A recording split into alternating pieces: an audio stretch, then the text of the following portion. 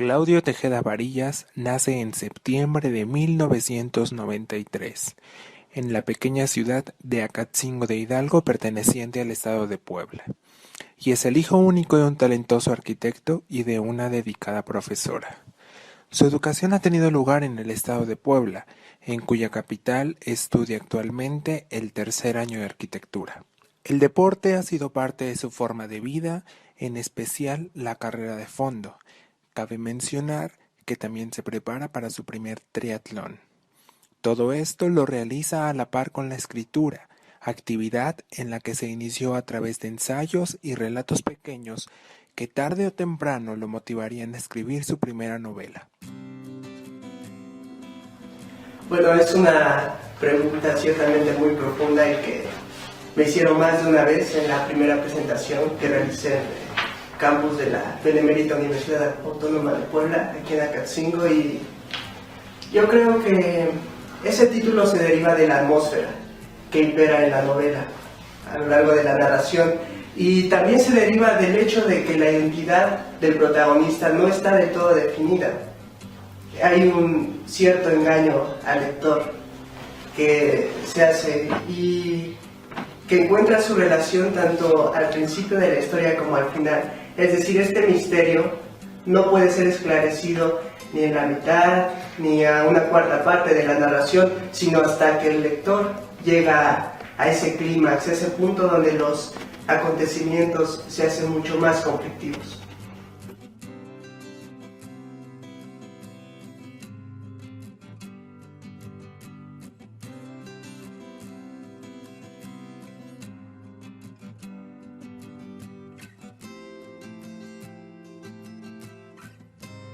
Bueno, en mi experiencia diría que ese suceso sigue latente en la población. De hecho, tuve la oportunidad de estar en Berlín y es impresionante que aún se conservan muchos de los monumentos o vestigios que datan de ese periodo histórico. Al principio yo pensaba que era un tema tabú, es decir, que nadie en la actualidad se atreve a hablar de eso en Alemania, pero ¿cuál fue mi sorpresa? Que incluso el profesor que me impartía el idioma alemán en el Goethe-Institut compartió con nosotros muchas de las experiencias de su padre con respecto a este periodo histórico, y sinceramente fue muy impresionante porque yo hablo mi novela de todos esos sucesos y después alguien me los puede relatar de primera mano prácticamente, y fue una experiencia muy enriquecedora, pese a que ya había escrito el libro.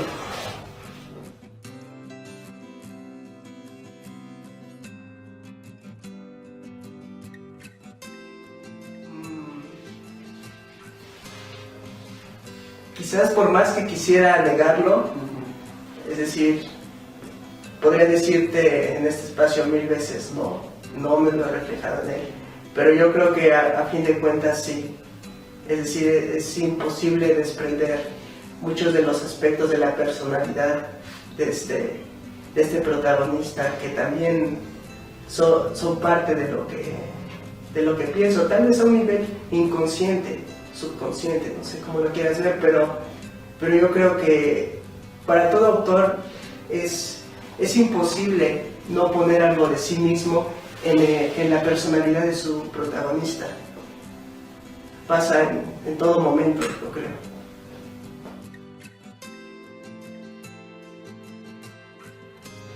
Bueno, el final de esta obra es puramente fortuito, debería decirlo, sí. Sin embargo, no puedo descartar el hecho de que cuando redacté el manuscrito, es decir, cuando me puse con el lápiz y papel a hacer la historia, yo tenía en mente otro final, uno incluso más clásico, pero en la medida que fui conociendo mejor a mis personajes durante el proceso de escritura ya en computadora, me di cuenta que quizás ameritaba un final un poco más abierto, en el que el lector pudiera decidir un sinfín de cosas con respecto al destino del protagonista. Ah, También en este punto me gustaría rescatar que por más que se planee un final, siempre van a haber aspectos con los que uno como lector, como autor, no va a poder contar a fin de cuentas. Y es por eso que muchas veces las historias terminan de esa manera, es decir, de una forma en la que ni siquiera nosotros habíamos planeado.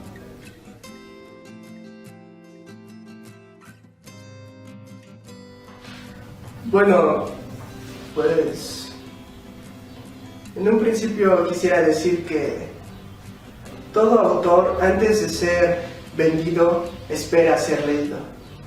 Y por eso mismo yo diría que en mi mente persistía también esa idea de que cualquiera pudiese leer la obra. No específicamente toda la familia, puesto que contiene escenas muy violentas, incluso crueles, pero considero que un público adolescente, adulto, con un criterio amplio, puede ser el indicado para asimilar estos temas sin caer en el morbo o en una crítica destructiva, que a fin de cuentas es a veces lo que nos perjudica como autores.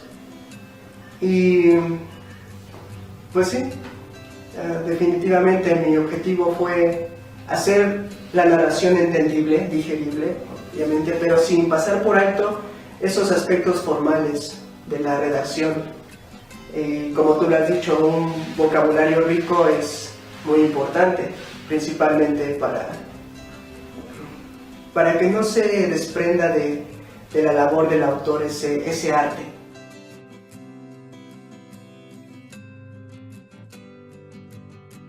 Bueno, la máquina de descompresión es de cierta manera un préstamo. Un préstamo que hice del autor Irving Wallace en su novela El Premio Nobel.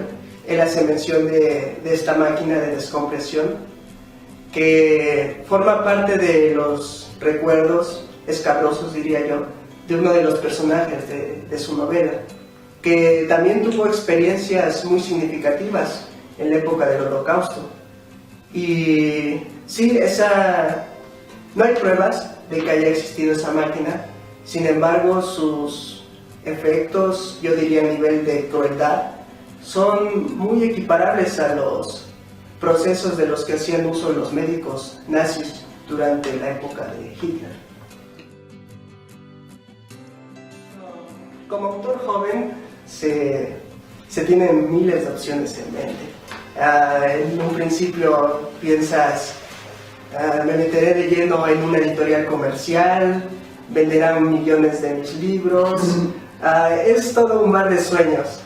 Es una forma hasta cierto punto muy cómoda para nosotros los autores jóvenes entrar en la modalidad de autopublicación, puesto que es quizás la única posibilidad que tenemos de que nuestras obras se den a conocer. Y bueno, sí, esas serían las razones por las cuales la obra fue publicada con esta editorial de Palibria. Bien.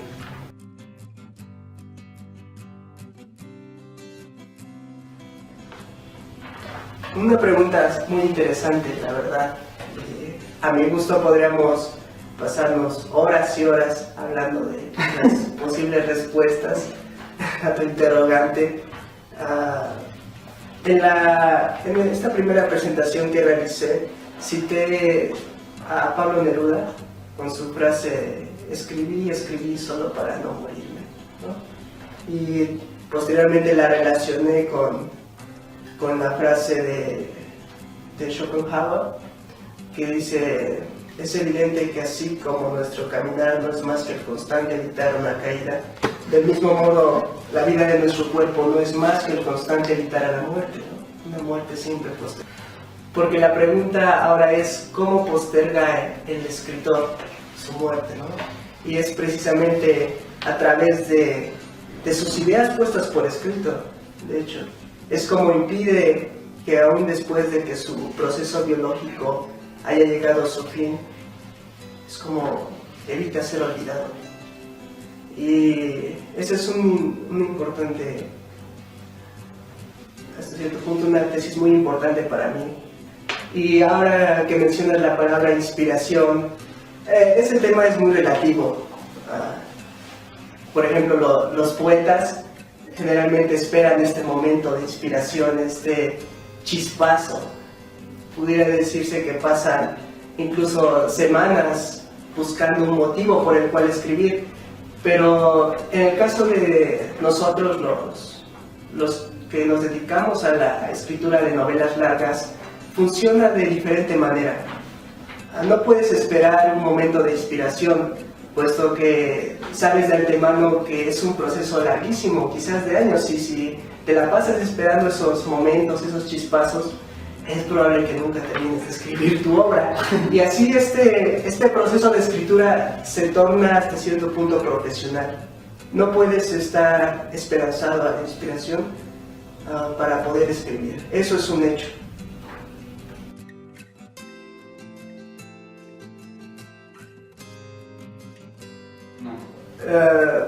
Créeme, muchas veces no es fácil poner por escrito ciertos sentimientos.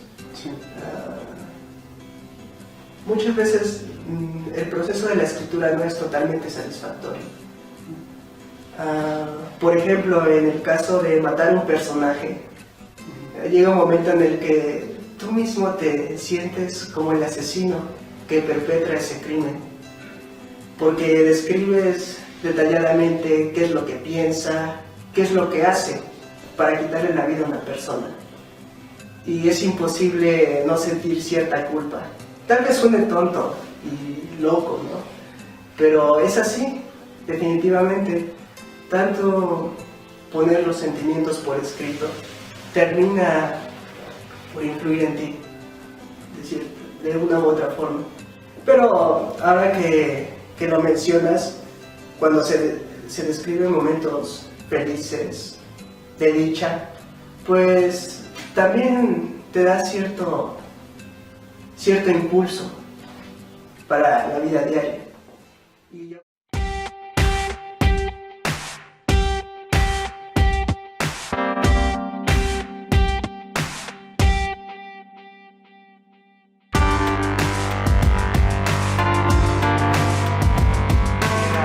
Extender mi más sincero agradecimiento por esta invitación y asimismo quisiera felicitarlos por la promoción de este nuevo espacio de Acatzingo, que más que nada cumple con ciertas características culturales